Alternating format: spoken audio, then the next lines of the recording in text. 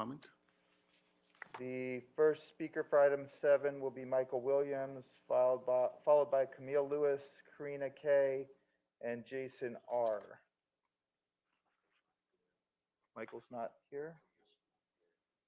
Camille's not here. Karina K. Ms. Kay, welcome. Hello, can you hear me? Yes. We can. Item 7, 1 minute, 30 seconds. Go ahead. Thanks. My name is Karina. I am a Pasadena resident and a member of Black Lives Matter Los Angeles. Mayor Gordo, you just said welcome. I don't feel very welcome. I feel like what you have done to shove items not on the agenda to the end of the meeting is incredibly anti-Black, in as much as it is, an affront to our constitutional rights to free speech. You all need to open up your meetings. You know that you have an entire community of people who are advocating for Black lives in the city of Pasadena, and that is the only reason why you continue to perpetuate not meeting in person.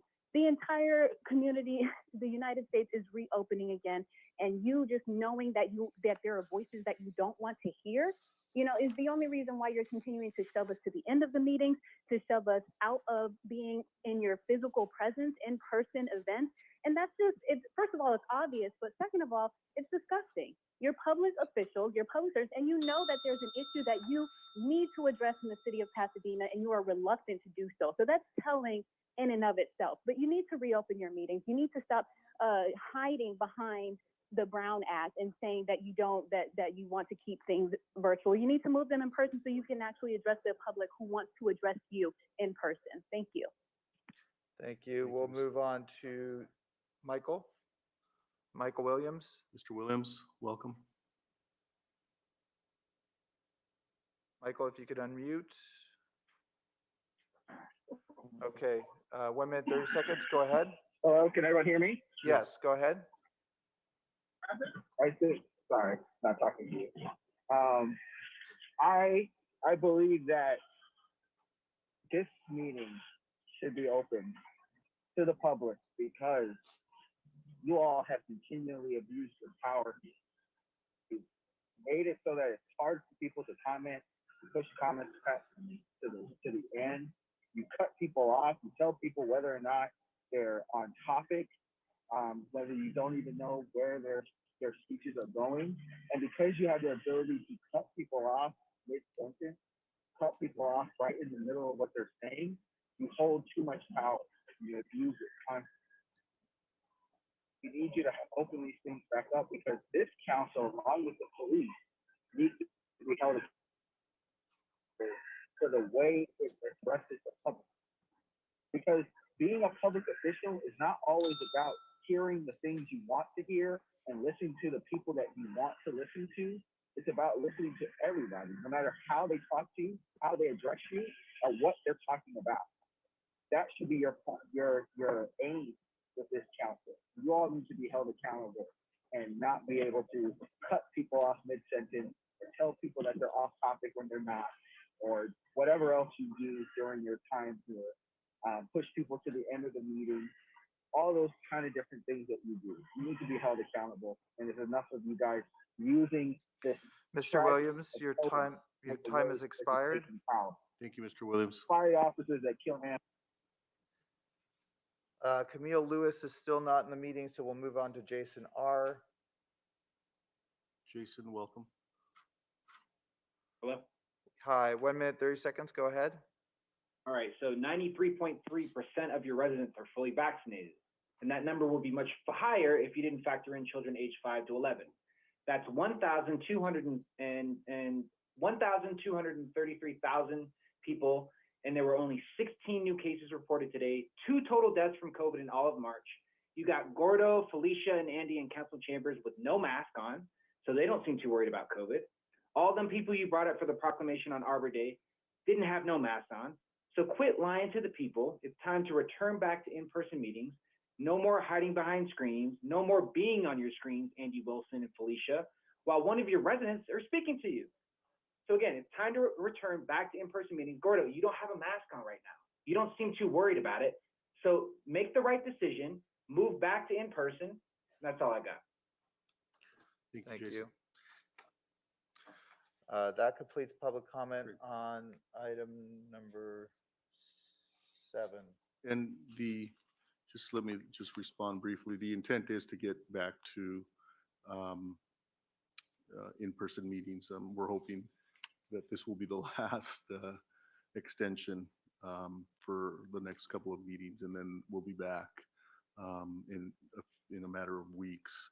Um, some of us have been in these meetings and continue to be appear in person, but we are following the direction of our health director and health officer, and we're hoping that in the next few weeks we can open the doors and have the public back in person with us. Not sure whether it'll be limited seating or not, but we'll make that determination when the time comes in a few weeks. Is there a motion on number 7? So moved. Second. I'll move it. Oh, roll call? We have a motion by Vice Mayor Wilson, seconded by Councilmember Williams. I would note that the city clerk's office received one letter in opposition to the staff recommendation, which was posted online, distributed to the council as part of the record for this item. So to approve the staff recommendation, Councilmember Hampton? Yeah. Councilmember Kennedy? Yep. Councilmember Madison? Yes. Councilmember Masuda? Yes. Councilmember Rivas? Yes. Councilmember Williams? Yes. Vice Mayor Wilson? Yes. Mayor Gordo? Yes. Motion is approved without opposition. That brings us to a public hearing. This is item 9, the Sustainable Communities Environmental Assessment for or otherwise known as the SIA, for the Central Park Apartments project. Many of you recall that this matter came to council and then was referred to the Design Commission and now is back for approval of the SIA, or consideration of approval of the SIA, and then we'll return to Design Commission in order to complete that work.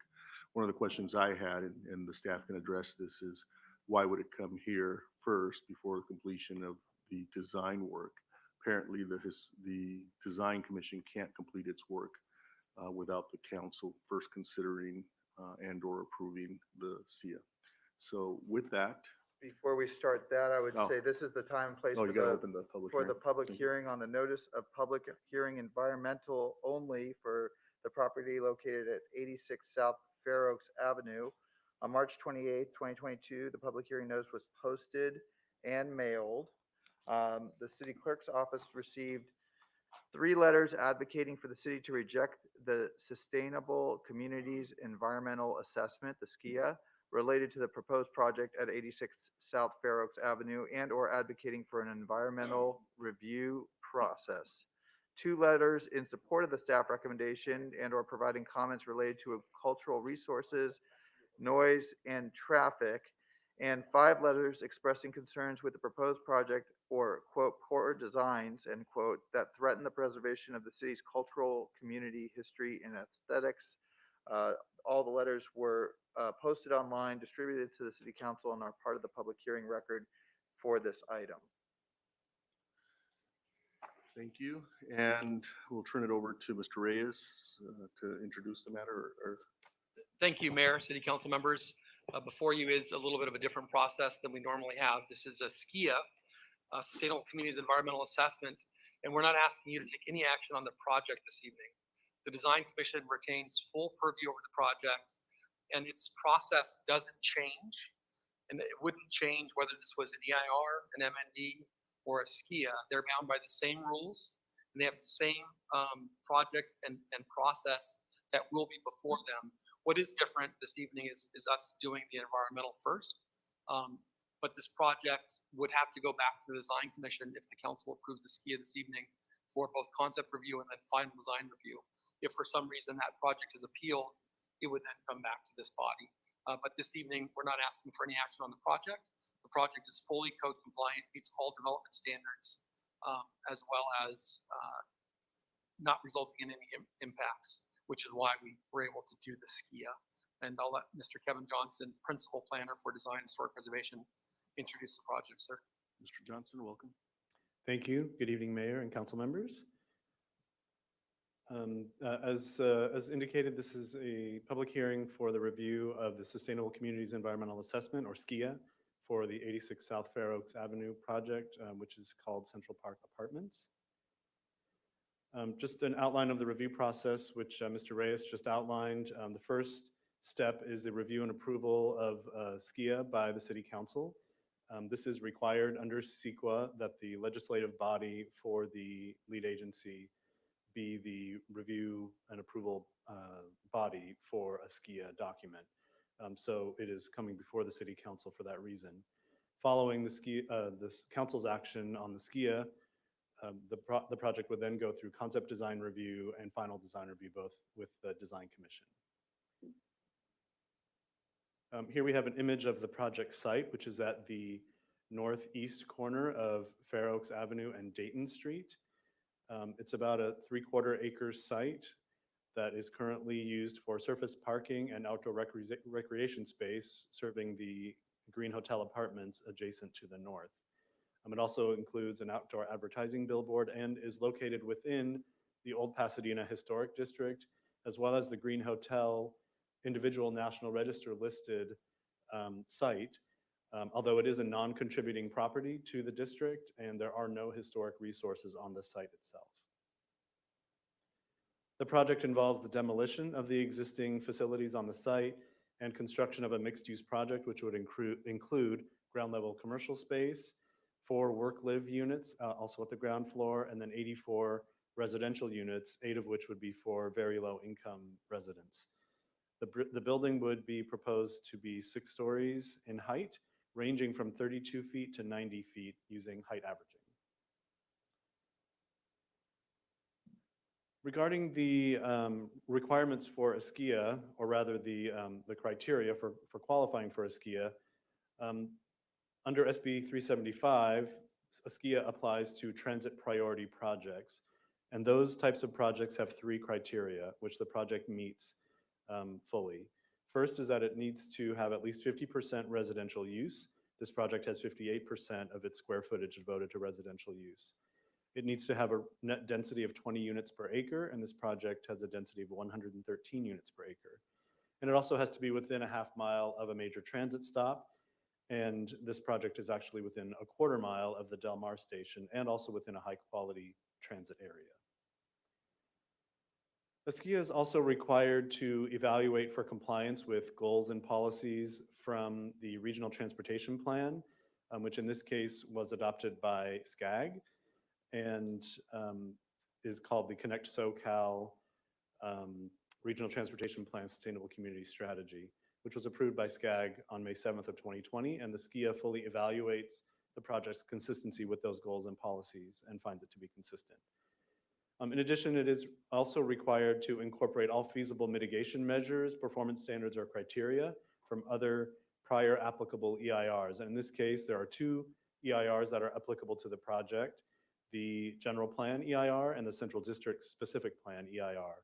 And the SKIA document fully evaluates the project's consistency with those documents and finds them to be in substantial compliance with those mitigation measures from those documents.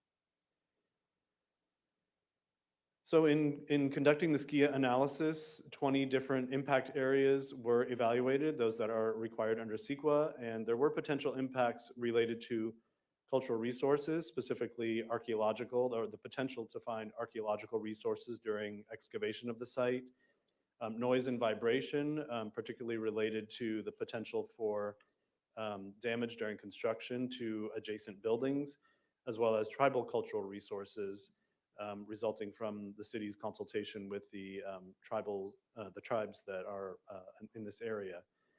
Mitigation measures were identified to reduce all of those impacts to a level of less than significant, and all of the other impact areas that were studied were found to be less than significant.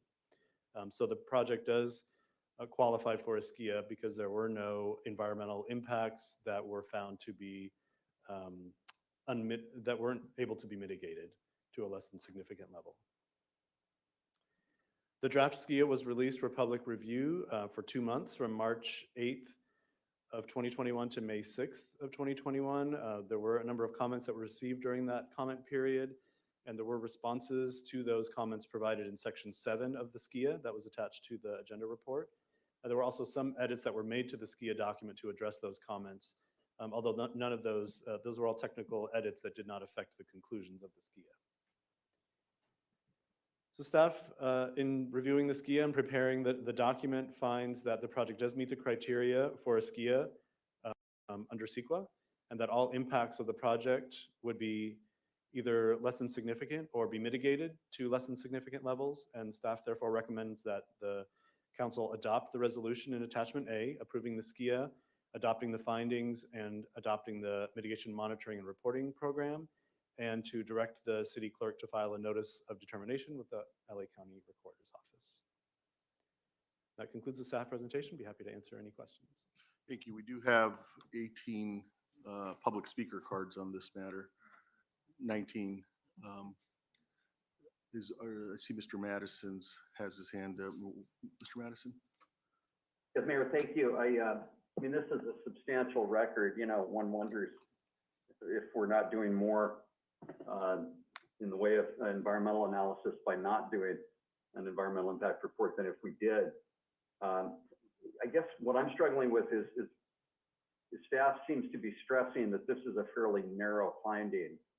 And frankly, it sounds like one that we don't have much discretion to not make on this record. Would you agree with that, David or Kevin or anyone? Yeah, so under CEQA, under the California Environmental Quality Act, Councilmember Madison, the project actually would have also qualified for a mitigated negative declaration because the SKIA process is more robust and allows us to implement additional analyses, which was done, and additional mitigation measures from previous EIRs. We felt like this was the better approach to the MND. It really is not about an EIR. The project doesn't need an EIR because there's no significant impacts. But it's correct that this process, as outlined by the state, it doesn't afford the decision makers really a lot of discretion. It's whether or not it qualifies and whether we've satisfied and demonstrated all of the analysis. And the thresholds for impact don't change. So the thresholds that you would use to evaluate an EIR are the same thresholds that were used here. So those thresholds don't change. And again, it's really that the project is not in front of you, so there's not a whole lot of discretion with respect to the project. But again, if the council feels like that additional analysis is needed or not shown correctly, you would have certainly authority to direct staff or question staff on the veracity of the analysis that was done. So am I right that this is a surface parking lot now? Our code would allow 64 residential units, but we're contemplating 84 units, new units essentially to this parking lot space? Correct. It complies with the zoning in that regard, sir.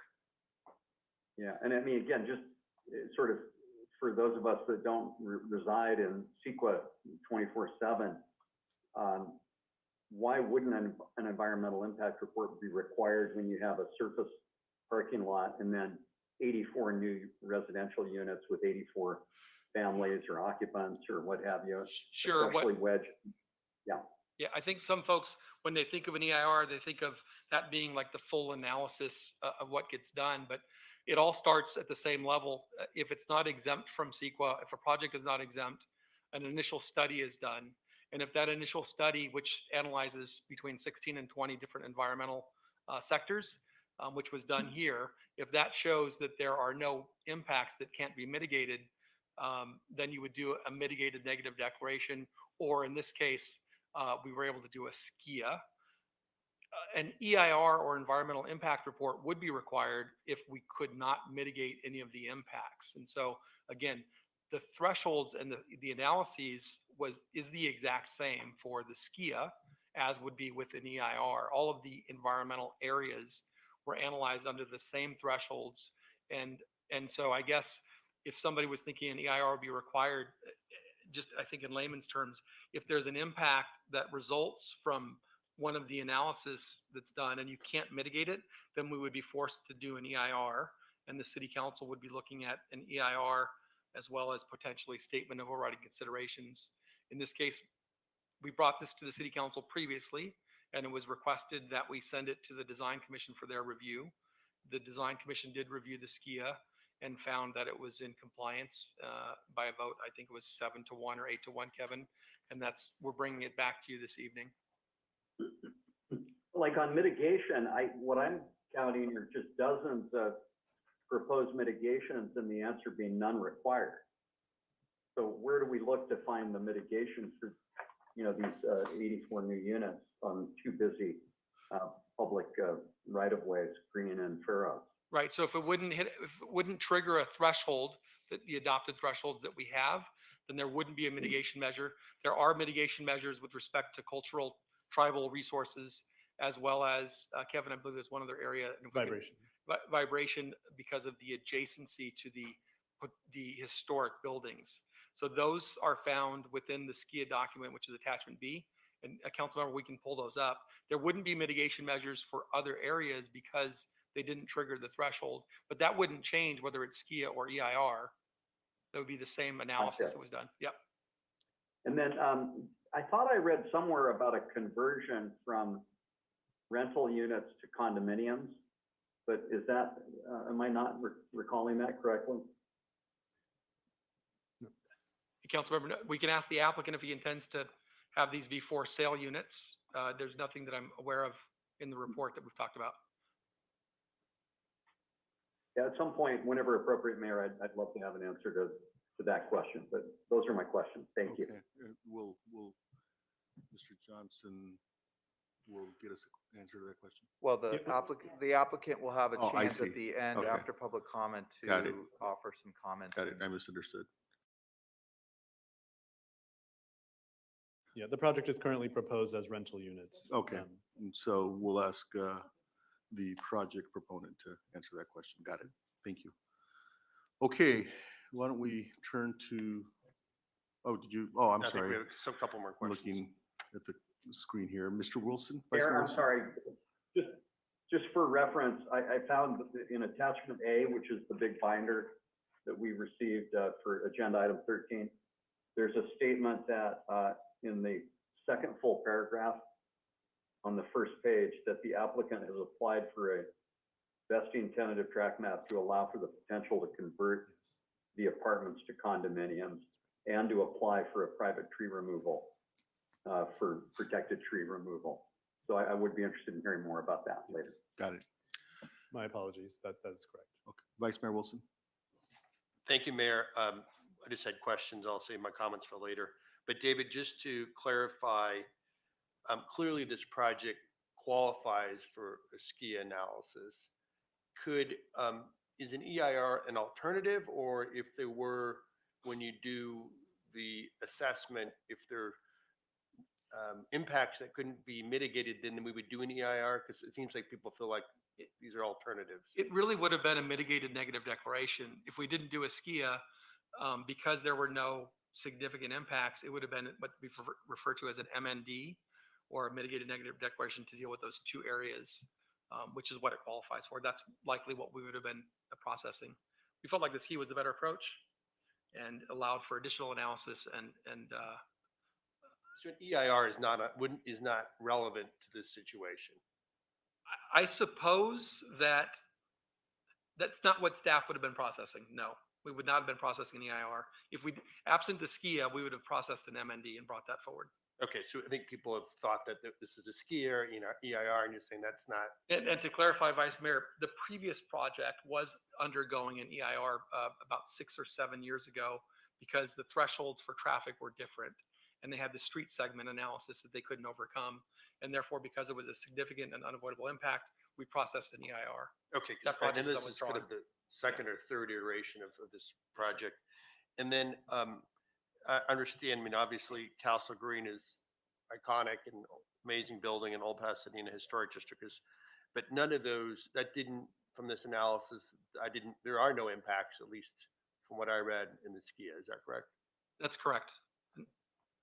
And I think Councilmember Madison, I think, asked this question, I believe, but are they any development concessions as part of this project? Is there a density bonus if they get extra units? No concessions are within the box, but they are asking for extra units under state law. Okay, so there's no height or extra height, but it's, okay, so it meets our kind of current zoning code with the exception of it being higher density and more units. Correct. It's Okay. within the envelope. Okay, within the perfect. box. Yep. That's super helpful. And the last item, and you mentioned traffic, we did just adopt new local mobility kind of thresholds, but those are not currently in place because those are still making their way into the code. So this is not being analyzed under the new LMA. That's correct. And those would be outside of the CEQA analysis as well, but those wouldn't be applied to this project. So outside, you mentioned before the CEQA analysis included traffic, but now you're saying it doesn't include traffic? That's correct. The state law changed in 2015. Oh, that's right. and This is took the away local mobility is LOS. outside. That's outside of correct. CEQA. Okay, thank you for your clarifications. Thank you. Ms. Williams? Thank you. Just a quick question. The answer is probably longer, but usually in the staff report, it summarizes the comments that were brought up at the design commission. And so I just wanted to understand what comments are brought up at the design commission, what concerns over the SKIA versus the project. Thanks. Sure, thank you. The Design Commission in general found that the SKIA documentation was adequate and that it did qualify for a SKIA. Their comments were more related to design issues that they would review down the road, such as compatibility of the massing of the building to the adjacent buildings and the park, as well as whether it's appropriate to use this particular architectural style that is sort of emulating the original design that was never built on this site that had been proposed many years ago, whether that's appropriate under the Secretary standards and those kinds of things. But in terms of the environmental analysis, they felt that it was adequate. Mayor, I had one more Thank you. quick item, if you don't mind. Go ahead. I was just walking by the building this weekend just because I knew it was on the agenda. And there is a small building, I think it's the French Crepe building. Is that's staying, am I correct? Yes, that is on a separate site and is a contributor to Old Pasadena. So that is a contributor, but that is part of the project, but it's being protected. It's not part of the project site. It's Oh, it's outside there's of a the separate property line there. Okay, they are. I think they're going to lose their outdoor patio though, right? No, in fact, the property line is on the other side of that patio. Oh, my dog is going to be As far happy as I 'cause- recall, yes. Thank you. Full of surprises. Simple things. Patio stays. Okay. So why don't we go ahead and turn, thank you, Mr. Johnson. Let's turn to public comment. We have 18 cards? 19 cards, that's right.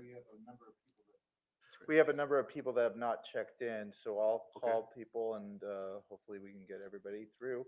Great. Ahmed Gothen is not checked in. Rosa Iglesias is not checked in.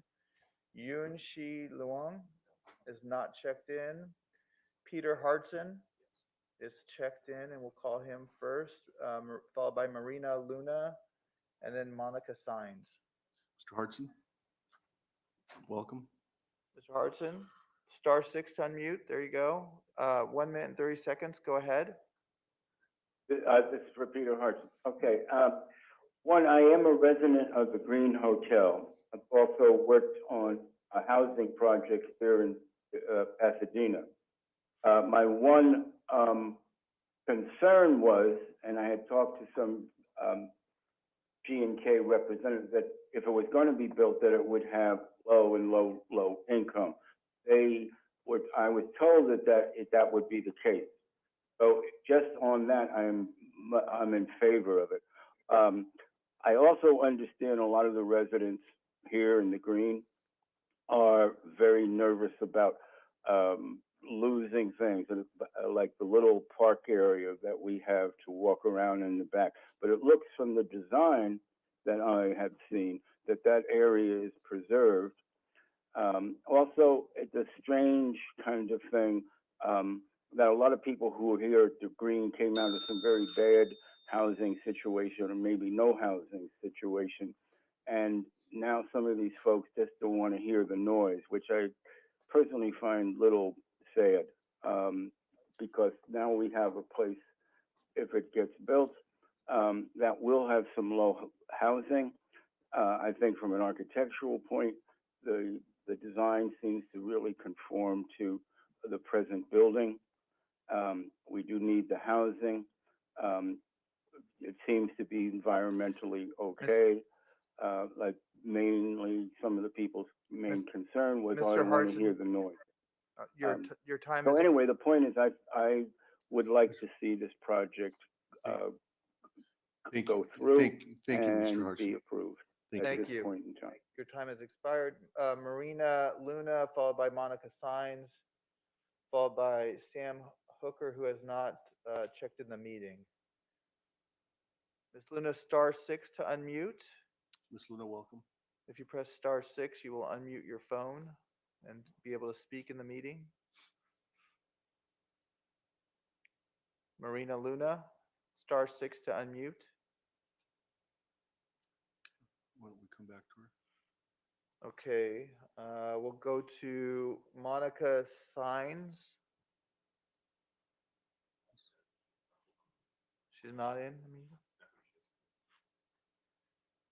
Ms. Sines, *6 to unmute.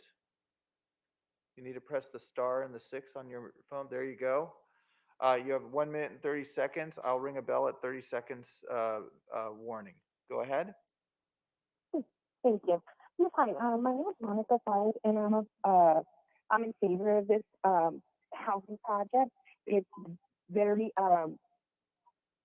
good for the community. It's going to have a lot of apartments for the privileged and low income community, which at this point right now, everybody knows we have a housing problem. And I just wanted to say this is a great project for that, and I'm totally for it. And I mean, what better place than that in Pasadena? It's historical. It's a beautiful place and stuff. So, and like I said, I just wanted to know, let you guys know that it's a good project. Thank you. Thank you. Mayor, just a quick point of order. We're Yes. reviewing the environmental document, correct? So I guess the comment should focus on the environmental document. I think that would be helpful for our deliberations. Thanks. So we'll bring in Sam Hooker, followed by Angelica Melendrez. Sam, if you Mayor, want can I also, excuse me, another point of order? Could we just inquire if people are Pasadena residents or not on these comments? Thank you. they are free to announce if they are if they want, if they're Pasadena residents. Sam Hooker, if you could unmute your display. There you go. You have 1 minute and 30 seconds. Go ahead. Sure. Honorable Mayor and City Council members, I'm in support of a well-planned and considered development at this site, but this significant historic site needs something more than a SIA. Why are we prioritizing transit-oriented development over every other aspect of design and planning? That's what a SIA does. I strongly support the city abandon the SIA process and let the city's lead development agency, the Design Commission, not be hamstrung by the limitations of SIA. The last time Design Commission was publicly reviewed this process was in 2017, before SIA was being utilized in California. 7 of the 9 design commissioners were not on the commission at that time. If you don't doubt that there was limited input from those people in this project, look the transcript from their meeting in February 22nd. It's clear that many of the commissioners have concern with this project and have limited knowledge about what's included in the SIA environmental review. The commission took up this issue on the 22nd. At several points in the meeting, staff told commissioners they would have input on traffic and historic resource issues at final design review, which are severely diminished or effectively excluded from the SIA process. Please read the transcript. In fact, many of the commissioners said that they would need to add conditions of approval. And as you may know, there is no ability for design review to lower the number of units or scale of this project in SIA. Only in EIR can there be alternatives directed. Mr. We Hooker, think that we should have an Mr. EIR Hooker, your process. time has expired. What? Your time has expired.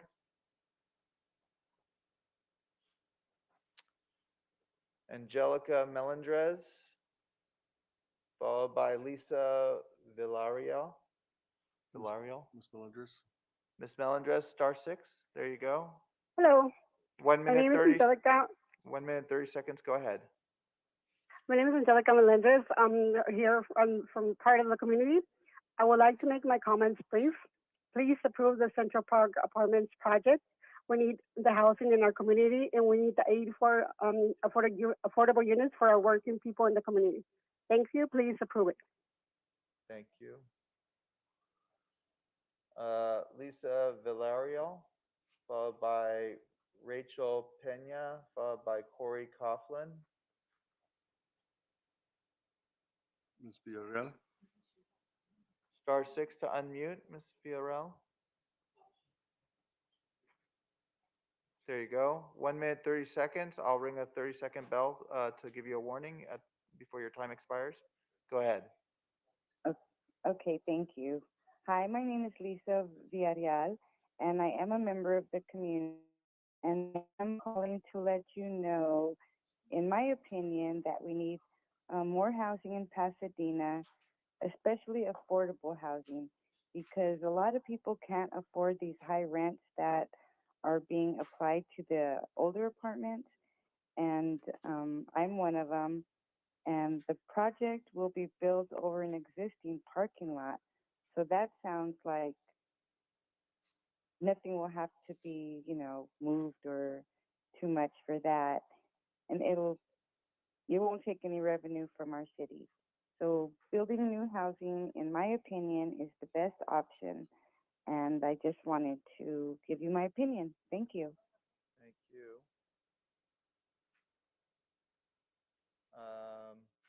Let's try Marina Luna one more time. Ms. Luna, are you there? Welcome. Marina, it's star six to unmute. There you go. 1 minute 30 seconds. buenas tardes. Oh, hold on. Buenas tardes. Si nos da un momentito, por favor, para que puedan traducir sus... Right there. Oh, right in front. Hello, sorry. Okay, señora Luna. Adelante, buenas señora tardes. Luna. Mi nombre es Marina Luna. Solo quiero informarles que yo apoyo los apartamentos de Central Park. Necesitamos rentas accesibles en nuestra área. Este proyecto creará 84 unidades a precios accesibles para nuestra comunidad. Es muy buen proyecto y con muy buen diseño. Por favor, aprueben el proyecto. I'm please Muchísimas asking you. gracias. Señora, ¿vive usted ahí ahora? Sí, Okay, I live there now and I want to let you know that it's a good project and I support the project and I want to let you know that. It's a good design. It is a good design. Thank you. Señora, ¿algo más que quería decir? es todo. Muchísimas gracias. That's all of it. Thank you. Gracias, señora. Thank you. Good assist by the mayor. Corey Coughlin, followed by Douglas. Actually, Rachel Pena is not in the meeting, so we'll go to Corey Coughlin, followed by Douglas Carsons.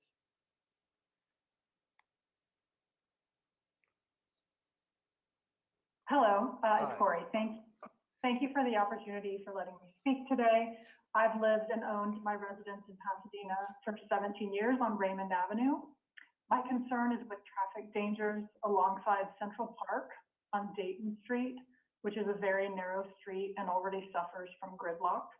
With construction and the addition of over 150 more parking spaces being added to the new structure, it will quadruple daily traffic trips during rush hours and increase the dangers for pedestrians and those of us with families, children, and pets that use the playground and the park for picnics, various summer festivals, and movie nights.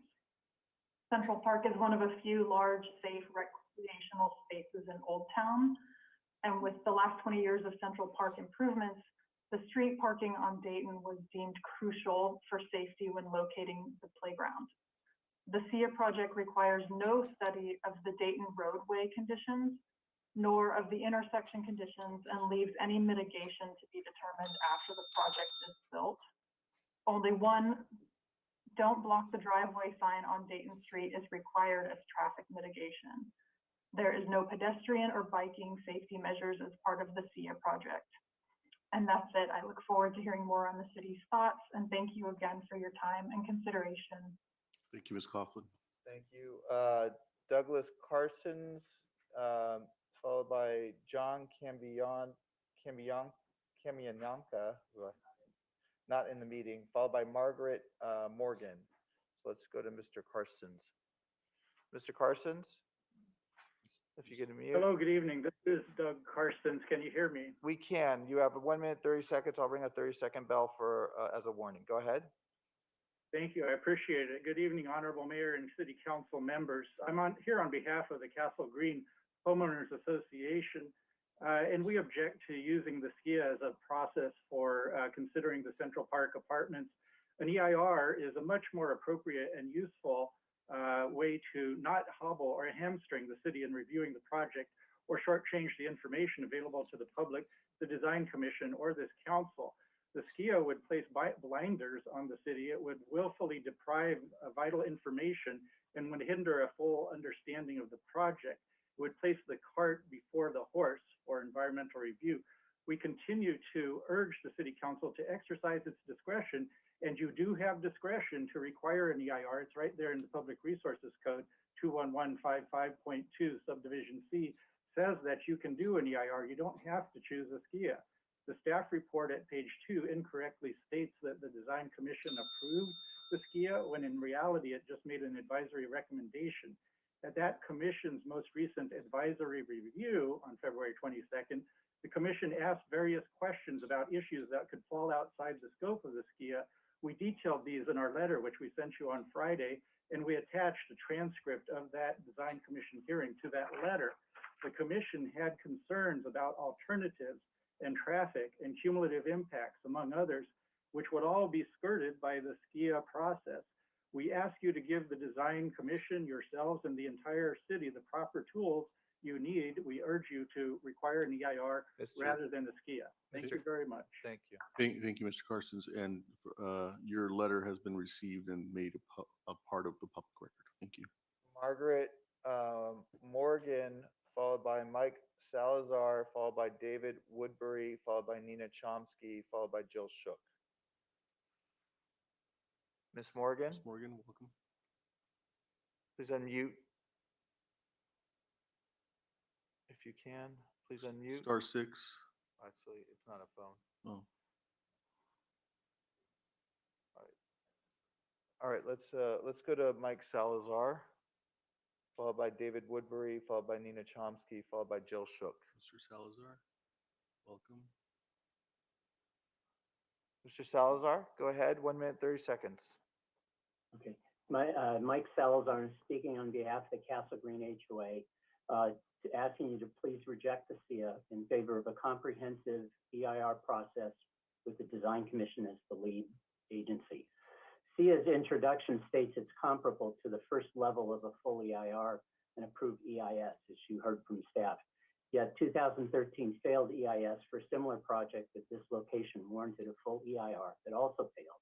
And this is cautionary tale to be ignored at your peril. To quote concern among design commissioners in February, this quote, "The SIA looks great on paper and seems to pass muster in terms of checking the boxes, but it doesn't mean there's not a risk," unquote.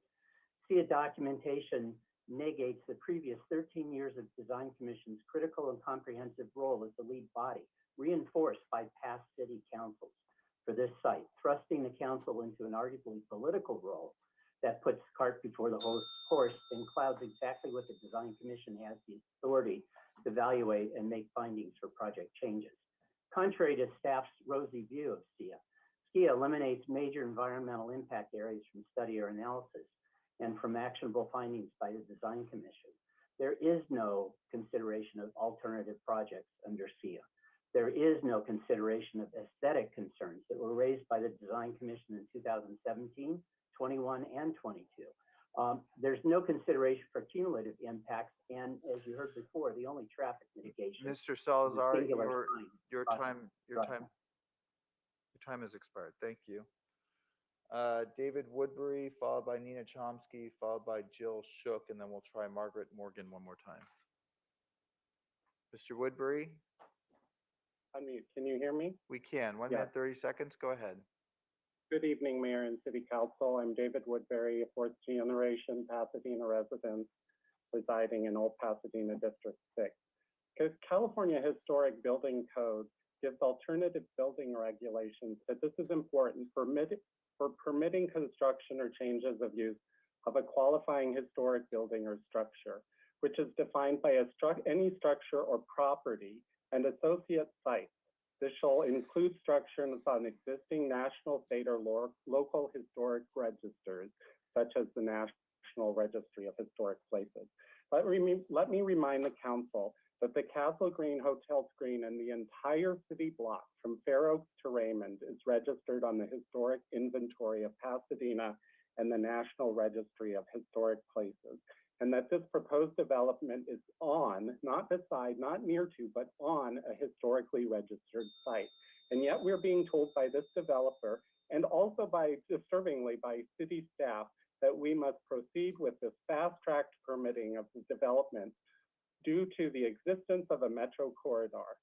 City staff went so far as to say this is the new law in town in the last design committee.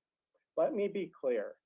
California State's Historic Building Code gives alternative building regulations to permitting construction of changes of use of any structure or property and associated sites on national, state, or local historically registered sites, such as the Castle Green, which this site. Thank you. Thank you.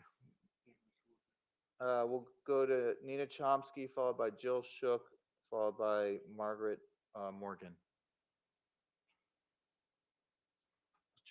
Good evening. I hope you can hear me. We can. Go ahead. 1 minute, 30 seconds. Thank you. Nina Chomsky, Pasadena resident. I hope you realize. I'm very concerned about this, and I have been for some time. I feel that the full environmental impact report is required here, and that there's been an intentional effort to get out from under that. The original project was put through a partial environmental review, and then there were changes. Yes, there were. They were in design and architecture, but the original impacts, potential significant impacts, are still here today, and they need to be fully evaluated. And the fact that there was this gap in time and then a switch over to the SKIA is a method to avoid, in my view, the full environmental review that is required. And these include land use impacts and historic resources impacts, and many of the other aesthetic impacts, sightline impacts, many of the other impacts that were being studied when the prior project sort of came to a halt so that we could transfer over to this alternative. And as part of my view on this, I also think this should be reviewed at some point, and it would be with the full environmental impact report by the Planning Commission, because there are many land use questions here, along with historic resources. This is, yes, a big design issue, and yes, the Design Commission is involved, but so should be the Planning Commission, and all of the methods of evaluation and the full EIR should be on the table for such an important project adjacent to, after all, the Castle Green of all places. Ms. Thank Chomsky, thank you. Jill Shook, followed by Margaret Morgan. Shook, welcome. We have. Oh, Jill. Yes, she is. Jill, Shook. Jill, can you unmute?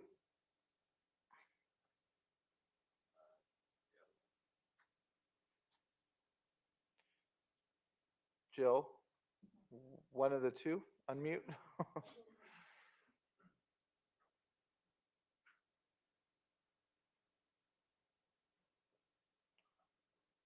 Hello? Yes, there we go. Yeah, One, thank you. 1 Thank minute, you. 30 Fine. seconds. Go ahead. Okay. Yeah, in terms of the Central Park apartments, the language needs to be adjusted to show that the set aside for affordable housing is actually 20% that's required. Right now, it just says only 8 units, which is actually less than 10%. So affordability needs to be considered in impact. It's a huge issue in our city, and especially right across the street from where so many of our homeless neighbors stay during the day to rest. Environmental impact has been used repeatedly to stop good projects and increase unnecessary cost of projects that do not allow. So please don't allow this to happen in this case. It seems like the SKIA is a good alternative to help save costs and put that into the building itself and construction. And I heard that if this is going to be considered for some kind of condo conversion, then I would request that the impact of that be mitigated by making sure the first right of refusal goes to those who live there, and that something is done to make sure that those that are lower income can afford to purchase their unit. Jill, your time has expired. Thank you. Margaret Morgan will try one more time. Miss Morgan, there you go. One minute. I'm a Castle Green resident. I wanted to talk about the problem of the gridlock traffic on Dayton Street once this project goes ahead.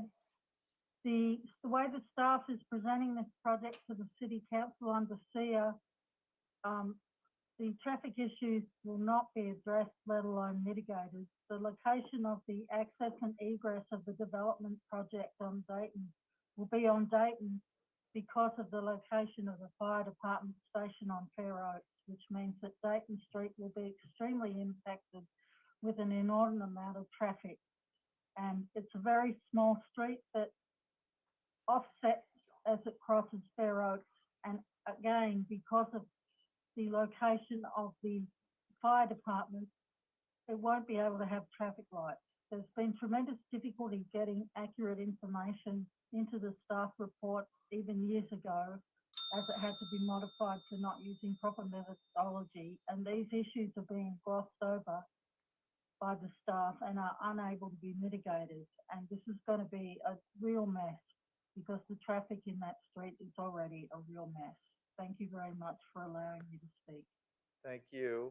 We see that John Cambianica, the architect, is maybe not the architect, but labeled himself as architect. Ahmad Gosen, Rosa Iglesias, Yuen Shi Leung, and Rachel Pena have not checked in the meeting. So we'll go to John Cambianica. Hello, my name's John Cambianica. I also have my office at 75 or 95, 99 South Raymond, and just wanted to talk about somewhat of the massing of the proposed project. In that, we sent you a massing model as it relates to the site. There seems to be some kind of explanation as to the wing is more of a historic extension of Hotel Green, but in theory, we showed you that the proposed mass of this wing added on is roughly double the mass of what Hotel Green had planned a long time ago. Further, we plugged that model into our lighting studies, and that wing, as proposed, would put Castle Green in shade every day of the year. That is not just winter solstice when there's a low sun angle, but every day that building will be putting the west side of Castle Green in shadow. So with that said, I also really have some concerns about the interpretation of SEA as it pertains to historic sites. There's been some comments made Mr. adopted proposed Cambianica, prior- your time is expired. Mr. Kamenika, if you could just, because you stated a couple of times that you're, and it appears you're speaking for a group, can you just identify the group? If you are. I'm with Castle Green. Okay. You're a resident there. I don't live here. I have my office here. Oh, I see. Got it. Thank you. I just wanted to clarify that. Thank you. Thank you. We'll call Adriana Batista as the last speaker for item 9. Bautista. Ms. Batista, go ahead.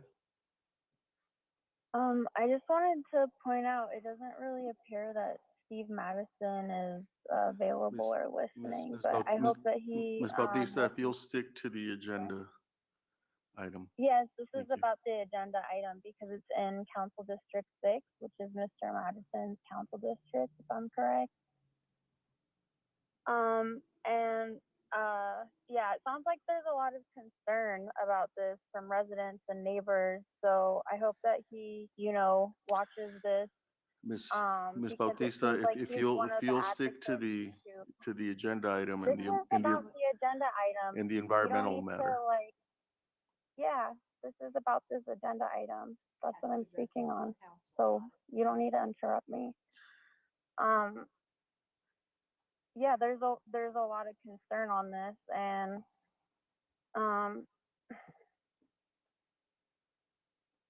it just, yeah, I'm just saying, we need to keep in mind that there are council members who are very pro developer, even without and development, no matter what the cost is or the impact is to the community surrounding.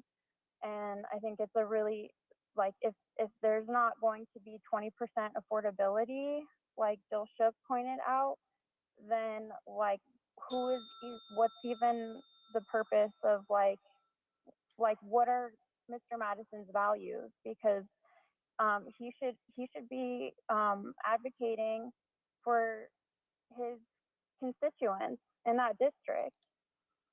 So in regards to the environmental report, I can't I can't speak I just want to reiterate listen to what people are saying.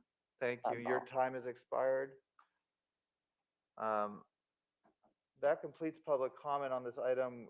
Ama Gosen, Rosa Iglesias, Ian Shi Luing, and Rachel Pena have not checked in. So we would then call the Mr. McDonald.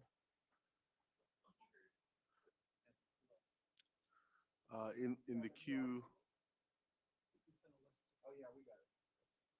So we'll call the applicant and and their representative, Mr.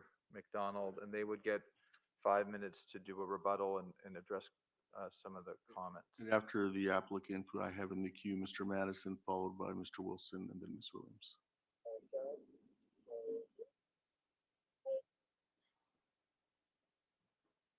Can you, Mark, can you hear me okay? I can hear you. Go ahead. You have the 5 minutes to give your comments. Thank Great. you. Go ahead. Thank you so much. Thank you, Mayor, members of the council. This is not here to talk about the project. As staff explained, we have design review that will thoroughly vet all of that. As the design commission, as Kevin, I think, adequately explained, the commission does have a number of issues they want to address from a design perspective, which are outside the scope of the SKIA. What's in front of you tonight is just the SKIA, and in particular, the adequacy of the environmental analysis in it. I want to thank staff for not only working very hard on this over a number of years, but also the expert and the consultants that they hired and who drilled down on this. I think if you read through the SKIA in detail, you find that the analysis of all the applicable criteria, whether it's vehicle trip miles, the historical structures and guidelines and criteria under the national, state, and local level, the air quality metrics that the City Council has adopted, the non-CEQA Department of Transportation metrics that you've adopted, everything has been laid out and explained to make sure that this is a more than sufficient informational document to show exactly what are the environmental impacts and what are the mitigation measures that are needed. Now, as staff adequately explained, if you go over and above that to design issues, there may well be things that the Design Commission addresses, and we'll take care of that when we get to concept design review. But for purposes of an environmental document that adequately analyzes the potential environmental impacts, this document is more than sufficient, more than legally adequate. The commission voted 8-1 to that effect as well. I do think that a couple of the comments from some of the speakers that said they were concerned about other issues is true, but those were design issues that, as staff adequately explained, are outside the scope of the SKIA. This is a code compliant project. It provides 20% affordable on-site. It does not provide for any concessions of any kind, even though it's using a density bonus. In other words, it's not seeking extra FAR, it's not seeking extra height, it's not seeking anything. It's just using a density bonus as it's allowed to do under state law with no concessions, which continues to keep it as a by right code compliant project that fulfills the mandates of the general plan, complies with the central district specific plan, and complies with all the various other ordinances that you've adopted over the past several years. So let me turn it over, if I could, for a moment to Emily Taylor, who's with the client, so that she can address any quick points as well. Sure. Thanks, Richard.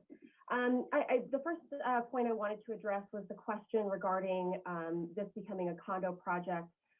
Goldbridge Cast has no intention of ever converting these to condos. We are owners and operators of apartments, both market rate and affordable communities, and have no intention of turning the project into a condo project. There seems to be a bit of confusion about the amount of affordability we have. We are maintaining 20% affordability of the base density. So there will be 8 very low income affordable units, as well as 6 moderate income units that are set aside. We're happy to answer any questions, but again, the focus, I think staff did a great job. The focus is really just environmental impacts, and none of the speakers, not one, came before you and pointed to an environmental impact that wasn't studied, wasn't analyzed, and didn't have conditions of approval. For example, there were some speakers who talked about traffic. DOT did the traffic analysis, both CEQA and non-CEQA. There are a number of condition of approvals and mitigation measures. For SKIA purposes, mitigation measures. For later design approval, they'll be called conditions of approval. But if you take a look at it, there's a very detailed traffic analysis of vehicle trips mile, the PIQA and BIQA indexes, walkability, bicycleability. Great detail on that, data in the appendices available for your review should you want to take a look at that. And nobody came forward and said, wait a minute, that's wrong. Their concern about traffic is real.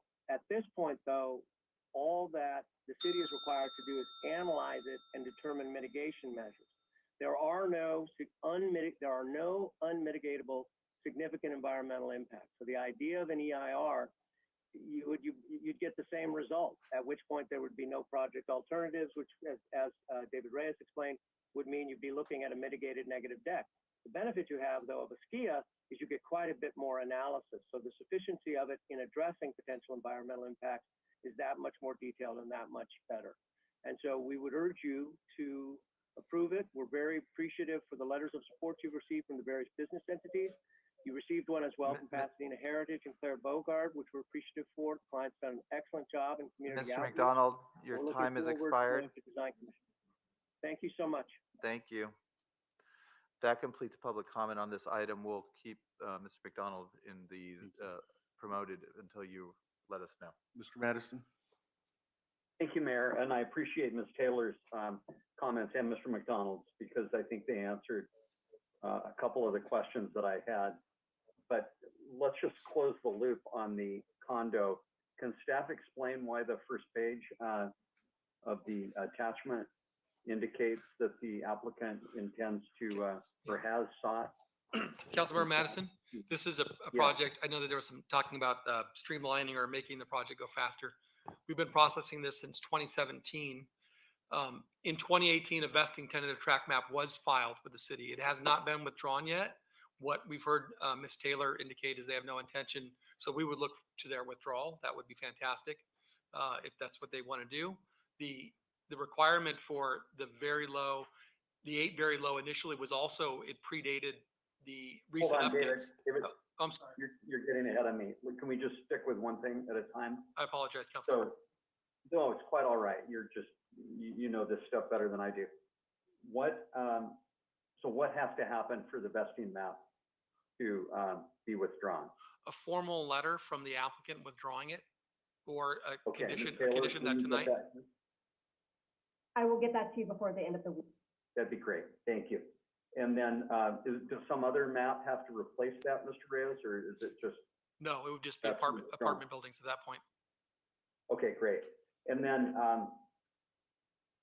I think, Ms. Taylor clarified on the density bonus and the affordability that it does comply.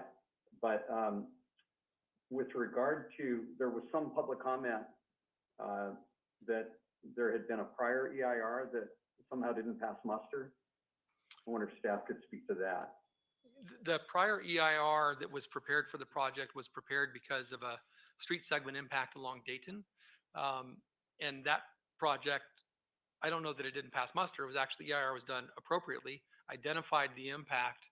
That project, though, was withdrawn after, I think that was the second or third iteration council member of the project. And they went back to the drawing board. They heard a lot of concerns and issues from neighbors. And what's before you tonight is a revised project, and we've done a revised analysis. The SKIA that was done, the reason that there's no more impact along Dayton is because state law changed with regard to LOS and street segment impacts, not because we're doing a SKIA. And so I wanted to make that very clear that there was an EIR prepared previously. Again, that was like the third iteration of the project. It has since been withdrawn, and that was approximately in 2016, 2017. And so did something change with regard to the law that now that kind of EIR is no longer required? Yeah. Or did something about the project change, or both? Both. The project has been revised to address many of the concerns that they heard, but state law changed with respect to LOS impacts and took away that issue. And we have VT and VMT now, so no more vehicle delay or street segment impact. That's state law issue. Okay, thank you. Yes, sir. Thank you, Mr. Madison. Next, Vice Mayor Wilson. Thanks, Mayor. I did have a question about affordability, but I'm glad to see, thank you for the applicant for clarifying that it is fully compliant with our inclusionary ordinance. David or Kevin, that Dayton is a small street, and I was just there, as I mentioned, just when the fire engine was backing into their street, and it was fairly backed up. So I'm wondering, when does that impact get analyzed or mitigated? Because I am concerned about that. Two things. It's what they call it used to be called outside CEQA analysis. Now it's called the local mobility. analysis, LMA. And so the new analysis that was adopted by the city council last week would address this in the future. So it was analyzed under the existing rules, and in 2020, the DOT sent and requires of this project a couple of things. One is unbundling of the parking to reduce the number of cars that are there, as well as requiring a certain percentage of transit passes for residents at a reduced rate, and a TDM plan, as well as transportation mitigation impact fees that could be used to address the situation along Dayton and the surrounding blocks. It also requires that the bus stop be appropriately addressed because it's too narrow and doesn't handle traffic that well. So the short answer is there's about 26 conditions that DOT placed on the project outside of this CEQA process, outside of the formal environmental review process. I'm sorry, Mark. And so those will all be applied to the project. The reality is that what council did this last Monday would further strengthen the project. Will it be subject to the LMA or no? Not the new one, only the existing and these 27 projects. Yeah. So the 27 conditions. Conditions are not a function of a new LMA, because that's actually not even, I think, codified fully Correct. yet. Correct. So, once again, and it is, there is no traffic light there. There will be a lot of new vehicle trips and they won't be able to go, be tough sometimes making a left-hand turn out of Dayton. So I think that's something that could be explored further, not as part of the SKIA process, because that traffic light and function is typically associated with the delay. Fires. Exactly. And so that would, but there is a transportation impact fee that was collected that could be used for other improvements. That Mark, am I did over I time? go too long? Was it one of That us was an did. incidental. Go ahead. Sorry. So Chuck, when will that kind of get worked out? I mean, is that, because I know the neighbors and the residents are concerned about that. I just want to be clear in terms of messaging right. How that will, that sausage will get made. So typically there's a process that involves the council office for the district and the DOT department prior to the issuance of building permits. Okay, so that's after this, but it's some future date before it gets final. Right, and design there's no approval? guarantee there's going to be a light there, Councilman. I want to be open with the council and the public that it's not guaranteed the light will go in, but additional improvements would be done. Exactly. It may be I'm going to say, but I don't want to get into that because I know it's not appropriate. I just want to, it is a valid concern. Yes. Be familiar with that area. Yes. So there'll be an opportunity in that whole, I know you already have current conditions. When will that opportunity, where does it exist in the public process? Should the applicant want to move forward with the project, I can reach out to DOT. I don't know the exact timing of what that looks like, but it's prior to the issuance of any building permits. I know Steve's office will be taking Yes, care of that. with Taka. Yeah. And the last one was, obviously the Castle Green is important historic building. Kevin, how many levels of underground parking will be? There's 4 levels, I believe. Yeah, I'm curious, what's the separation between the historic building and the excavation of a new building? And obviously it's something we need to be mindful of. And I know there is some separation because they're maintaining some open space, but I'm not sure how Well, close. Kevin, Yes, there's actually an exhibit in the document that provides that, both for the above ground building and the and while subterranean. Kevin's pulling up that number, Vice Mayor, I would just say that that's one of 2 areas of mitigation that we have regarding vibration and underground construction, so that we would catch that during construction should there be the potential for impacts to the historic building. And it's a pretty common condition and one that we used effectively. Most recently, it was at 127 North Madison, related to the Blinn House. And it didn't go quite as far underground. This one, I think, was 3 levels. This would be 4. But I would Curious, pull up the Kevin, if you number. remind us, what's Yeah. the closest separation between the new and the old building? So there is a 1-story piece of the Green Hotel building to the north. That is the closest piece that comes to the project site, and there's about a 15-foot difference there from the underground parking. That's about the closest. But from the Castle Green, Yeah. the closest distance is 73 feet. Okay. Those are my questions. Thank you very much, Mayor. Thank you. Ms. Williams? Thank you. So just wanted to delve into the transportation conditions additionally. So you mentioned a few, the impact fee, the unbundled parking. My understanding is that the Design Commission, a crosswalk came up to access the park. And so I was wondering if that is in the conditions?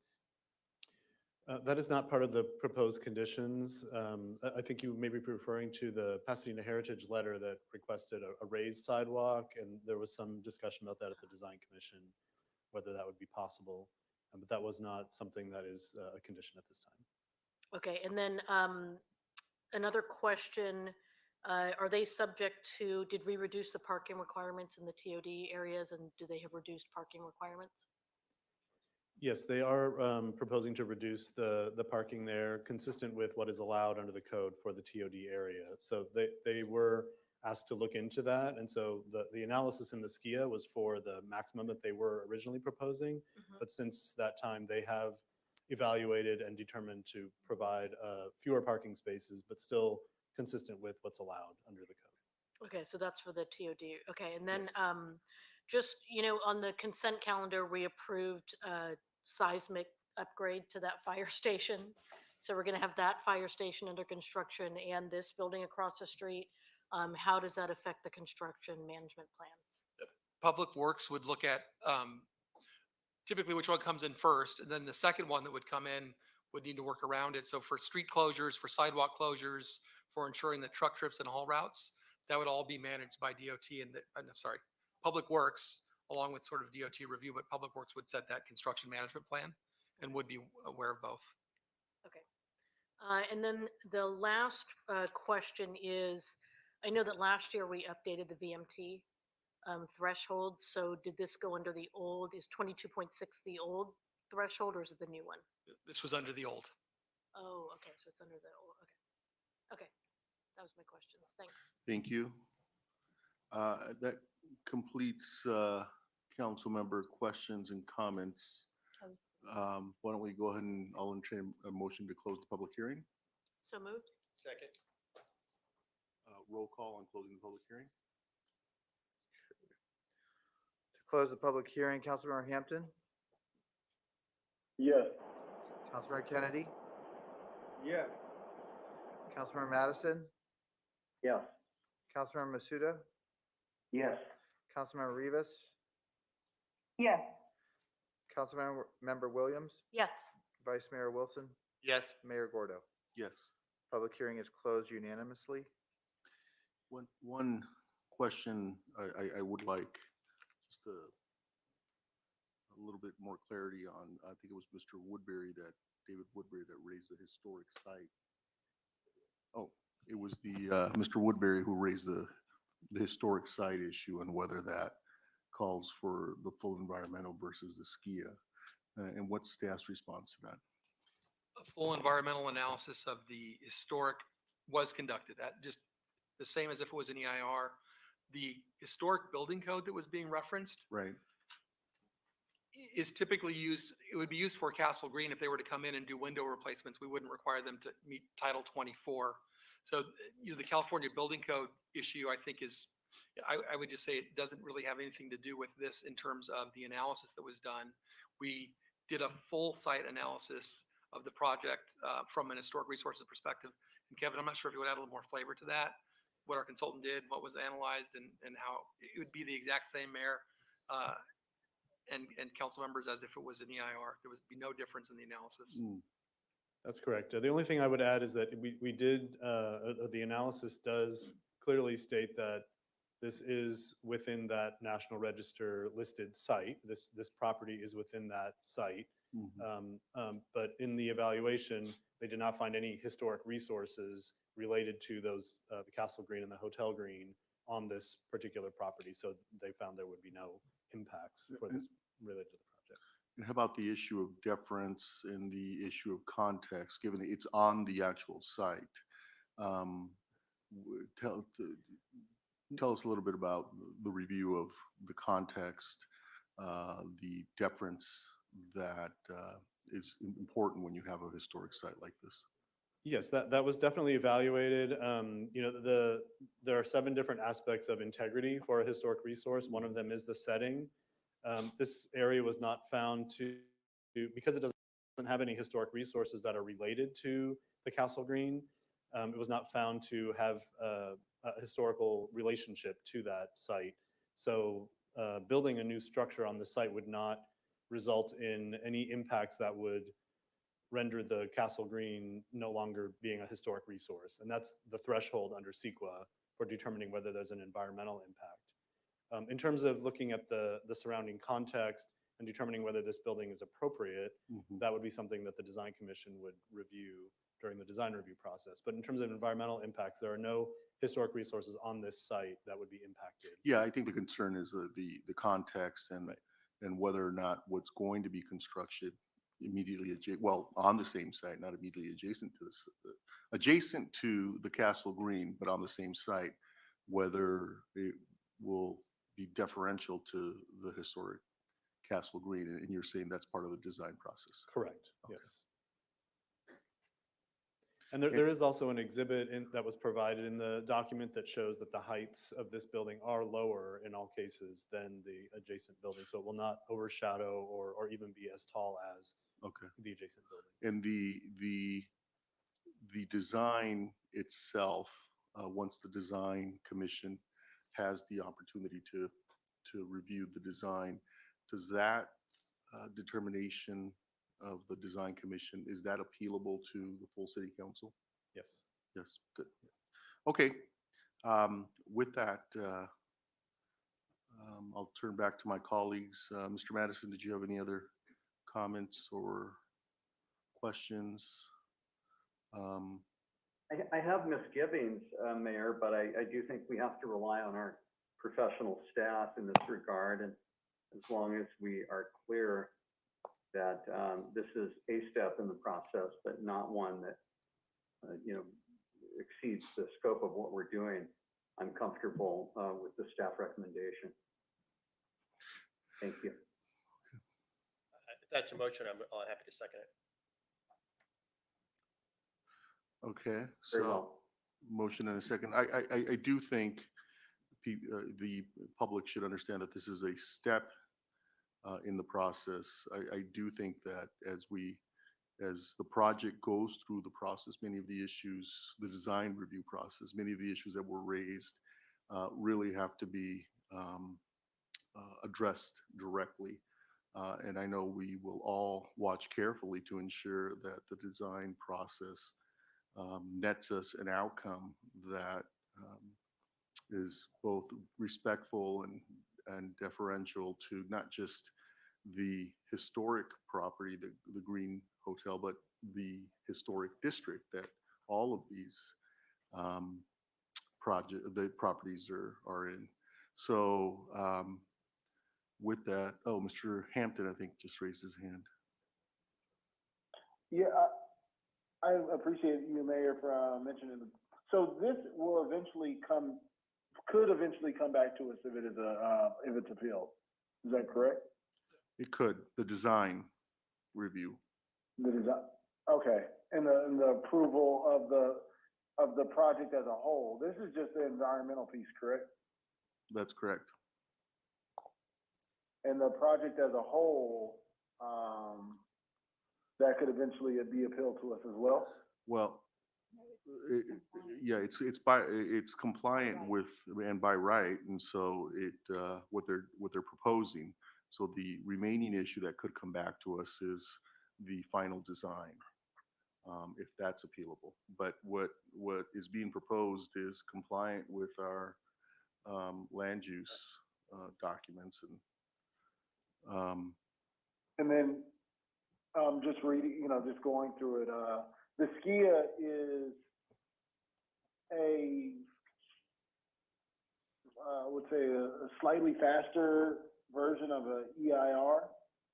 Would that be, I mean, and anyone who's within a metro based or property that's within a, on transit, they could apply for a SKIA? I don't know how much of an abbreviated process it really is, but let's turn to the planning director to answer that. I think, council member, that was the intent of the legislature in adopting and creating the SKIA. It hasn't turned out that way for us. We've only done a couple of them. They take just as long and are just as expensive as an EIR. Okay. It's just a different path. And so could we not allow SKIAs and just continue with the EIR, or is it legally we have to allow SKIAs as well? I don't know if I might let the city attorney answer that question, council member. We would have actually prepared an MND, council member, a mitigated negative declaration. That's what the project qualified for. The more robust analysis was in the SKIA. So, but I don't know if there's further answer needs to be provided. Okay.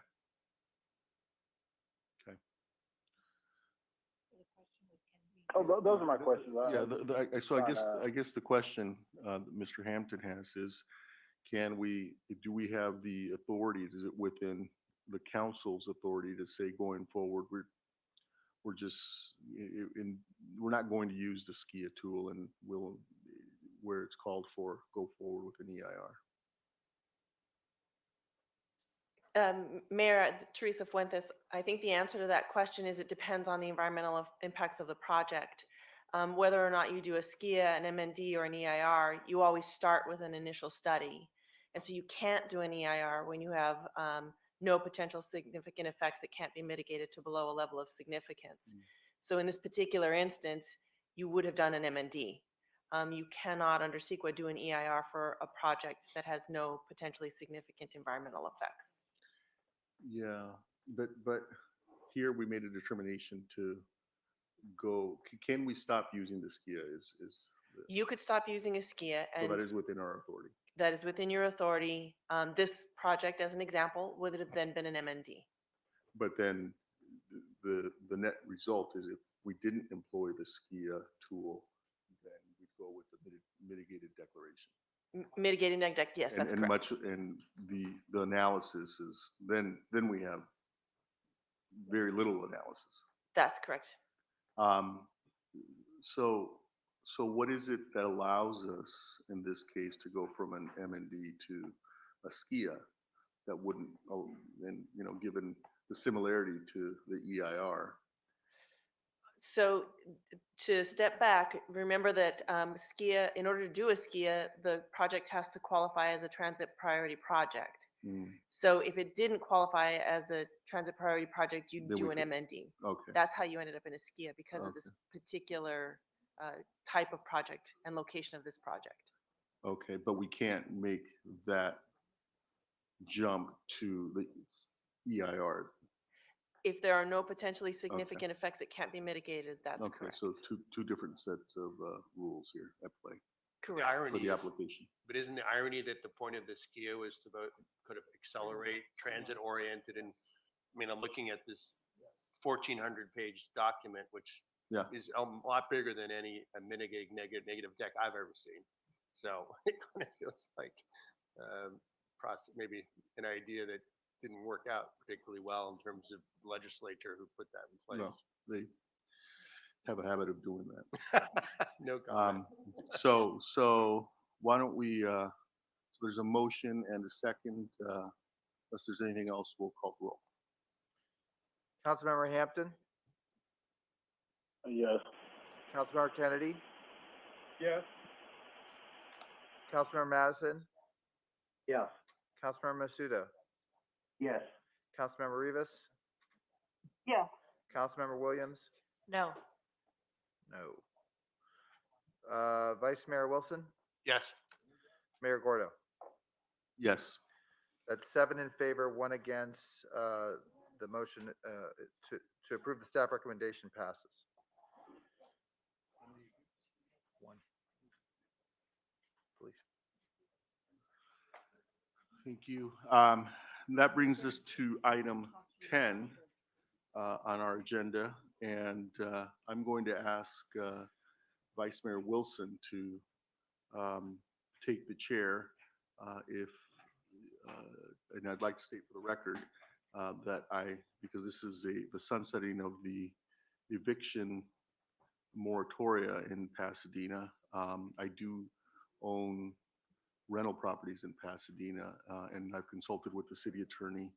And while I don't believe there's an actual conflict, out of an abundance of caution, I am going to recuse myself. And I recused myself when the moratorium went into effect, is my recollection. But after consulting with the city attorney, I do believe it's best if I, out of an abundance of caution, recuse myself from this matter. Thank you.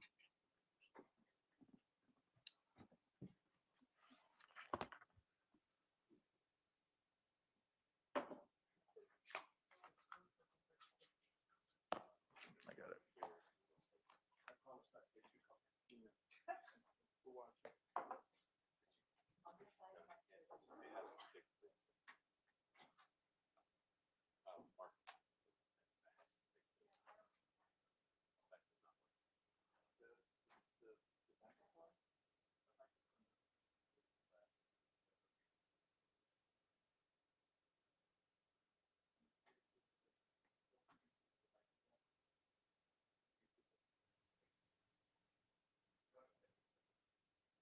He's gonna go there. You can stay there, but you need to.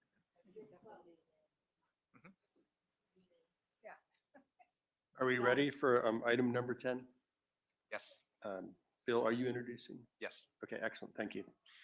Thank you, Vice Mayor and members of the City Council. So today we bring before you a recommendation regarding the sunsetting of the local eviction moratorium for both the residential and commercial tenants. And we've tried to provide the background, including the amount of emergency rental assistance that has ended up in Pasadena, as well as very recent legislation that was passed that kind of shifted timeframes around. So Jim Wong, our senior project manager, will give the presentation, and then we'll be available for questions.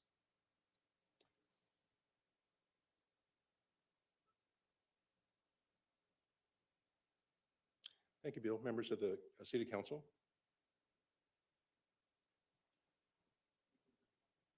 Thank you. So the city eviction moratorium has been in effect over 2 years, ratified on March 17, 2020. Under that moratorium, landlords were prohibited from evicting residential tenants for A, non-payment of rent due to impacts of COVID, or B,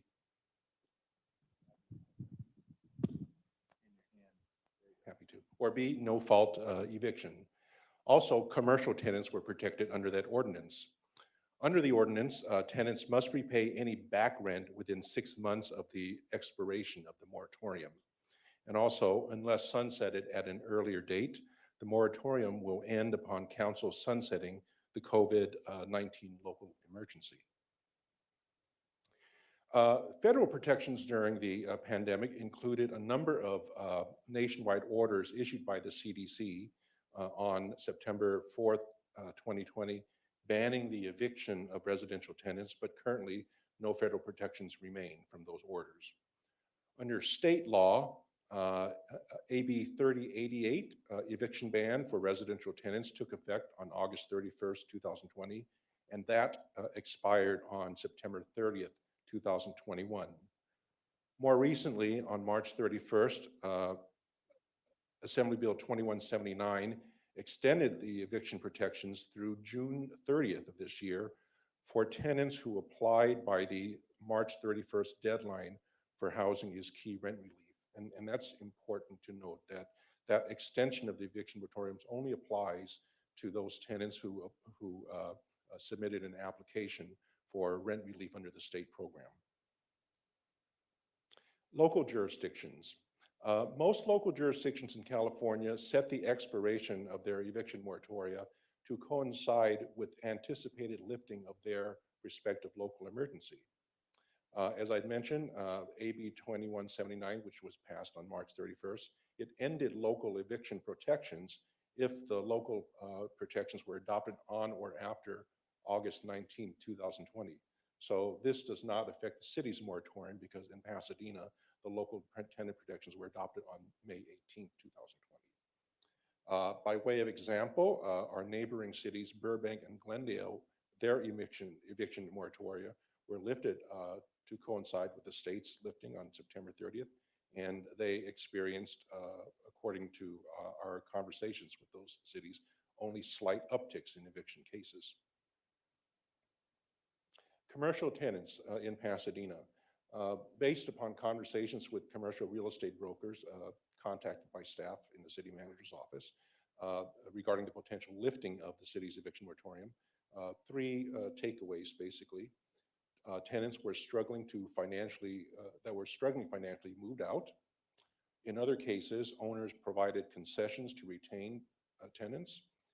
But in general, owners and tenants have worked out their issues over the past 2 years, and lifting the city's eviction moratorium is believed will have minimal impact on commercial tenants in Pasadena. With respect to residential tenants in Pasadena, according to the Housing Rights Center, demand for their services increased by 23% from 2020 to 2021. And rent relief was also provided to assist COVID-impacted renter households in Pasadena. There were 3 programs that provided such rent assistance. The city had its emergency rental assistance program, which funded $1 million in rent relief to 275 households in Pasadena. That program was completed in December 2020. The county also had a similar program, the LA Rent Relief Program, and that provided rent assistance in the amount of $3 million to 356 households in Pasadena. And that program concluded in June of last year. And then last, the state has a Housing is Key rent relief program, which provided to date over $17 million to 1,422 households. I think we're all aware that that the state has had issues in getting that money out. The money has been slow to be dispersed, and so many tenants who applied for that program are still waiting for word from the state. Certainly, the landlords are waiting as well. The sunsetting of the city's eviction moratoria. There were three options that staff considered. First, to lift the tenant protections for both residential and commercial tenants immediately upon adoption of a sunsetting ordinance. That particular option is not being recommended, principally because staff feels that additional time would be needed to establish and put into place the mitigation programs that are being planned. The second option would be to extend the residential tenant protections through December 30th, 2022. And that was in line with the county's moratorium that had been extended also to December of this calendar year. That particular option is not being recommended, primarily because staff did not feel that there was a necessity to extend it for that period. Which brings us to the recommendation that is being presented to council this evening, which is the adoption of a sunsetting ordinance to lift the commercial tenant protections at the time of ordinance adoption, which would be sometime in mid-May, we estimate. And secondly, to lift the residential tenant protections effective as of June 30th, 2022. Evictions, while we believe they're anticipated to increase, however, the magnitude of such an increase cannot be reliably estimated. So a number of programs are being designed and planned to roll out by June 30th this year to mitigate the impacts on Pasadena renters from that lifting of the moratorium.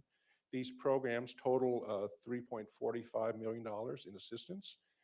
And they would provide additional housing rights center tenant advocacy services, emergency short-term rental assistance, and tenant-based rent assistance for eviction prevention. So those are the program areas that the Housing Department is planning to implement by June 30th. Once the protections under the moratorium are lifted,